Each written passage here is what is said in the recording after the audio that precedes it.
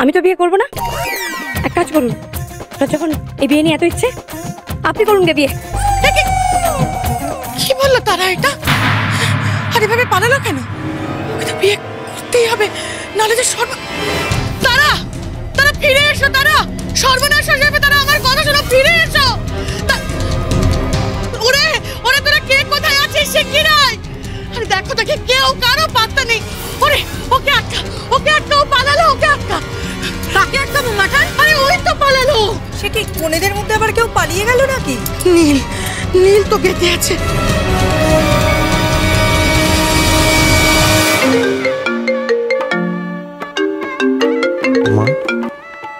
হ্যাঁ মা বলো। নীল, নীল তুই গেটের সামনেই আছিস তো? হ্যাঁ আছি তো, আমি তো তোমাকে বলেইছিলাম যে আমি গেটের সামনেই থাকবো। নীল, তারা পালিয়েছে, তারাকে আটকা। তারা পালিয়েছে? ও আবার কখন এলো? আরে ওই এসেছিল, এখন এত প্রশ্ন করিস না, তুই শুধু ওকে আটকা।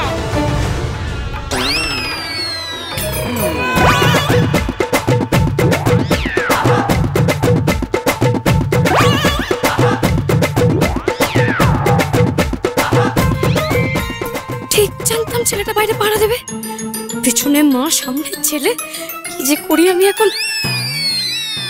আরে সে না হয় আটকাচ্ছি, কিন্তু ও কখন এলো? আমি তো গেটের সামনেই দাঁড়িয়ে আছি, আমি তো দেখলাম না ওকে ঢুকতে। এত কথা বলার সময় নেই নীল। ও পিছনের দরজা দিয়ে ঢুকেছিল বলে তুই ওকে দেখতে পাসনি। শোন, ওকে যেরকম করে হোক আটকা। আজ ওর বিয়ে নীল, ও বিয়েটা হতেই হবে। তুই ওকে যে করে হোক আটকা নীল।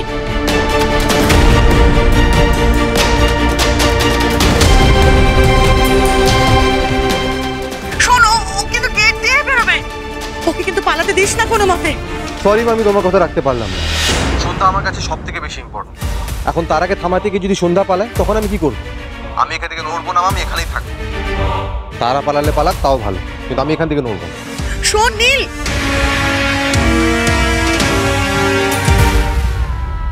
খিটে দিল। নীলটা নীলটা তারাকে আটকালো না, চোখের সামনে দিয়ে পালিয়ে গেল। আচ্ছা, তারা তো রাজি হয়ে এলো, তাহলে এভাবে এভাবে হঠাৎ করে আবার পালালো কেন? কিছু বুঝতে পারছি না। কি হয়েছে কি বৌদি? শুনলাম যে কোন পাত্রী নাকি এখান থেকে পালিয়ে গেছে। কে পালিয়েছে? তারা নাকি? সর্বনাশ। তারা পালিয়েছে তাই তো? আমি বেশ বুঝতে পারছি এটা আপনার কারসাজি। আপনি তারাকে পালাতে সাহায্য করেছেন যাতে এই বিয়েটা দিতে না হয়। বেশ, আপনার যেটা ভালো বলে মনে হয়েছে আপনি সেটা করেছেন। এবার আমার যেটা ভালো বলে মনে হবে আমি সেটাই করব। মাথা ঠান্ডা করো বাবা, মাথা গরম করো না। হ্যাঁ, মাথা গরম করো না, একটু সময় দাও। সন্ধ্যা তারা, সোম থেকে রবি সন্ধ্যে 7:30টায় স্টার জলসায় ও ডিজনি প্লাস হটস্টারে।